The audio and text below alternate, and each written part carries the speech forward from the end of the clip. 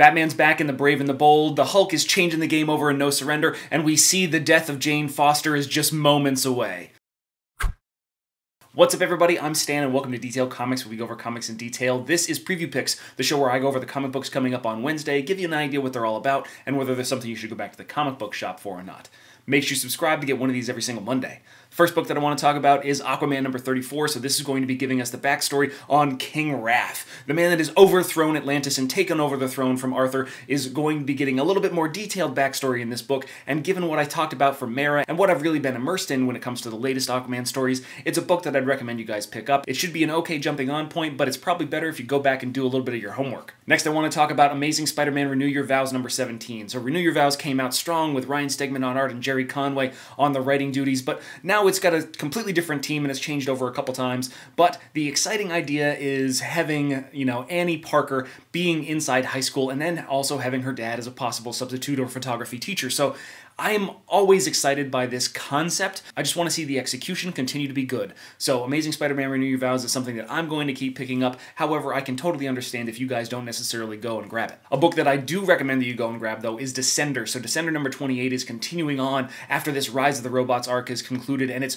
all about this next generation, this new evolution of this universe that was created by Jeff Lemire and Dustin Nguyen. I've been a huge fan of this book ever since it came out. The art is stellar, and I'm just a really big fan of the way that Jeff Lemire puts these kind of emotions into mechanical beings like robots. It's so good. I always recommend it, and if you guys want to check some stuff out, there's a link down in the description so that way you can take a look. Another book that I always recommend is Super Sons, and Super Sons number 14 is going to be no different. The story of Jonathan Kent and Damian Wayne has been one of the best that's been coming out of DC, and unfortunately is not going to be around anymore as they do kind of like a reboot, relaunch of Superman and Action Comics, so a lot of the super books are going away. However, Peter J. Tomasi has said that this is going to continue on in a different flavor possibly, so we can only keep our fingers crossed for that and enjoy the last two issues that we're going to get over the next couple months. Headed back over to the Marvel side, let's talk about Tales of Suspense number 103, which is a story by Matthew Rosenberg, and it's dealing with Bucky and Hawkeye. So I kind of fell off this after issue number 1 simply because Travel Foreman isn't necessarily my favorite artist, but I hear that there's a really great rapport between these two characters, so I'm torn. I don't want to necessarily pick it up because I can understand how I wouldn't necessarily appreciate the visuals. However, I'm interested in the story, so it might be something that I trade wait for, which I know isn't the best practice. However, I'm going to justify it in this time simply because the art doesn't speak to me nearly as much as I'd hope it would. However, there is a book that you can trade wait on or you can go pick it up. I recommend you pick it up, and that's Kill or Be Killed. So issue number 17 comes out, and this has just been a continuingly good book from Image Comics. The real genius of Ed Brubaker and Sean Phillips shows out in these kind of vigilante stories, and we're getting to the next evolution of that storytelling environment that they're creating. So it's one of the books that I've been recommending. I haven't done any reviews on it on the channel, but it's a book that I definitely think that you guys should, god damn it, I say definitely way too many times. It's one of the books that I recommend that you guys check out and see if it's for you. Speaking of books that you're going to want to check out before they finish up, Justice League number 41 from Christopher Priest is going to be taking this to the next level before we get into the No Justice storyline, which kicks off in May, and then the brand new Justice League that's going to be coming from Scott Snyder, and what looks to be the creative team of Jim Chung and Jorge Jimenez. So while I am really fascinated by Christopher Priest's run on that, when you take that art team of Jim Chung and Jorge Jimenez, it's just like, okay, yeah, no, Scott Snyder, you can go write Justice League. I'm super excited for that now. I'm just amped. I'm pumped on that. That's just a really stellar combo. But I don't want that to kind of minimize the contribution that Christopher Priest is making to this run and how much it's, I'd say, improved over Brian Hitch. As we're talking about events like No Justice, let's talk about events that are currently going on, like Doctor Strange Damnation, which gets to issue number 3, where we see more of this kind of Ghost Rider version of Doctor Strange with his soul stolen from him by Mephisto, combating these Midnight Suns that were assembled by Wong. So we also get a tie-in to Iron Fist number 78, so there's a few different things that are really working on this one. I was really amped for this event, however, there's some things about the story that aren't necessarily kind of keeping me enthralled when it comes to this particular book. I was really excited by Doctor Strange by Donny Cates, and I'm still enamored by Thanos, which we'll talk about a little bit later on in the video, but it's just, the event hasn't necessarily spoken to me in the same way that the original story started out to. So I'm not 100% on this, but I'm going to continue to pick it up to see exactly where it goes. Another book I'm going to be picking up to see where it goes is Kick-Ass. So Kick-Ass number 2 comes out, so this has still got art by John Romita Jr., and it's, told by Mark Millar, and it's a continuation or really like a next generation of the first Kick-Ass story that they told so long ago. And yeah, no, it's it's kick-ass with a different person, different motivations, and different structure, so it's something that you're going to have to get used to in order to kind of pick up where it left off. It's not going to be dealing with the same characters quite like Hit Girl is. It's going to be somebody completely new and kind of taking that inspiration from the original Kick-Ass and making it into their own, even though it's the same creative team. So it's one of those things where I can totally understand if you're not necessarily on board with it as a second book. However, there is a book that a lot of you guys are on board with, and that's Damage. So this kind of Hulk concoction that's gone over in DC is going to be facing off against Wonder Woman. We had Suicide Squad XL trying to take out this beast, and the whole idea of this 1-hour demolition machine is a pretty good one, and overall Tony Daniel's art has been fantastic. However, there has been a little bit of false advertising when it comes to DC's New Age of Heroes, because a lot of the artists that are really selling these books, you know, like Tony Daniel and Jim Lee and a lot of these guys, they aren't continuing the storyline after the first 3, 4, or 2 issues, or in Jim Lee's case, 1. You know, he's only getting the first issue of Immortal Men. So Damage number 3, I'm really excited to see where the character goes. I'm excited to see where things develop, but the fact that we're going to kind of get almost up like a bait and switch when it comes to the artists, it's not necessarily something that leaves a good taste in my mouth. However, the artist that's going to be coming up on Damage is still pretty stellar. We'll see how betrayed I feel once I get a hold of issue number 4, but issue number 3 with Wonder Woman, I love the way he draws Wonder Woman, definitely shock. It's a big recommendation from me. As a bunch of you guys know, I wasn't necessarily following along with Avengers No Surrender, but then I picked up 684 and the Hulk came back and it was fantastic, and it was a mess of continuity. There was really no real play in the plot, but Hulk returned and that's got me on board. So 685 is coming out this week, where we see the Red Hulk mixed with some Iron Man armor going up against the Bruce Banner Hulk that has just returned from the grave, and just the spectacle of that kind of combat has me hooked.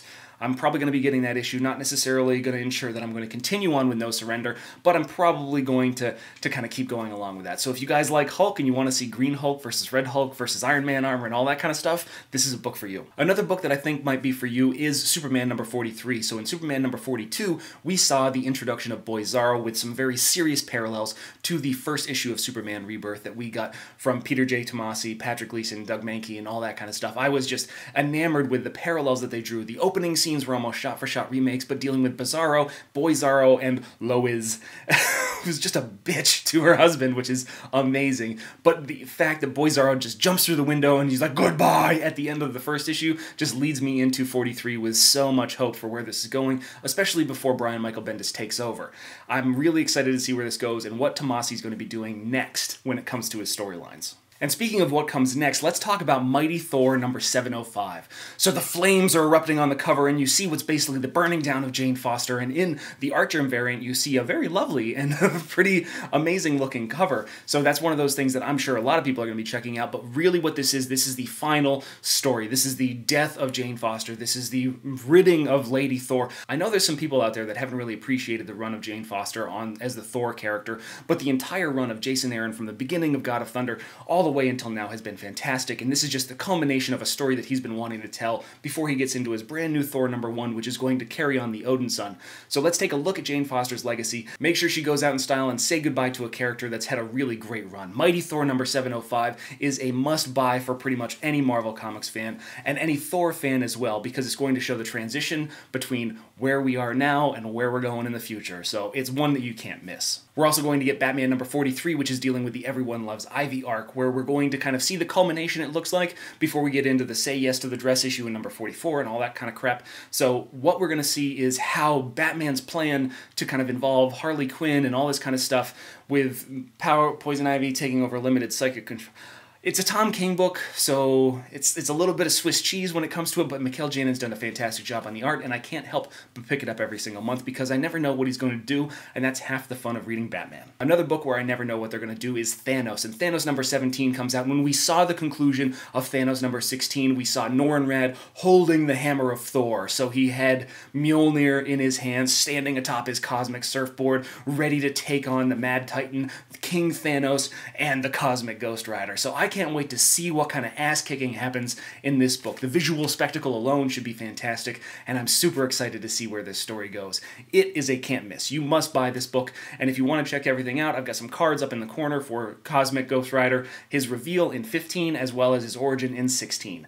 Definitely a book that I'm going to be picking up, and I'm not even going to say fuck, because definitely is the word I want to use. Another book that I think you're going to want to check out is Brave and the Bold number 2. So this is a Batman Wonder Woman story dealing with the Celtic gods. So issue number 1 was beautifully illustrated, if a bit confusing when it came to the actual storytelling. I love diving into mythology, especially when we're talking about Greek, Celtic, Norse, anything that has to do with the history of a culture and a people, I always find particularly fascinating, and the combination of Batman and Wonder Woman should be fantastic. Liam Sharp does a great job when it comes to the art, so I'm kind of curious to see what the combination of his storytelling and his art style really has to play into this. So issue number 1 was a really good start, and I can't wait to see where he ratchets it up in issue number 2. When we talk about new number 1s, let's talk about Cave Carson Has an Interstellar Eye, number 1, which is jumping off of the JLA Doom Patrol crossover that just happened, Milk Wars. So this is one of the brand new books that you're going to be getting along with Eternity Girl, which came out last week. You've got Mother Panic AD, which is a completely different version of Gotham, and then you've got this one, which is going to be kind of like setting this whole thing up. You got Shade the Changing Woman in there too, but that one's always super strange. I'm not really sure what to say about that one. But this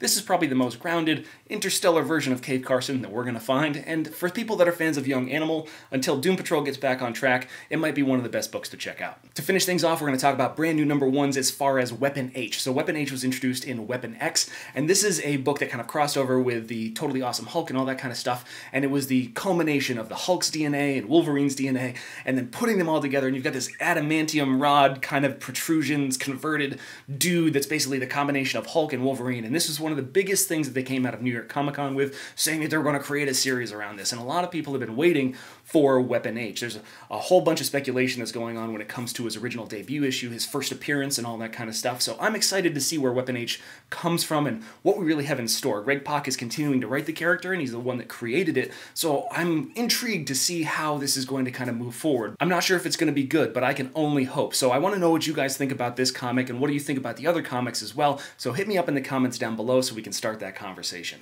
As always, if you like what you see, hit the like button. Don't forget to subscribe to get more news, reviews, and commentary on comic books, comic book movies, comic book TV shows and games, and anything and everything having to do with the world of comics.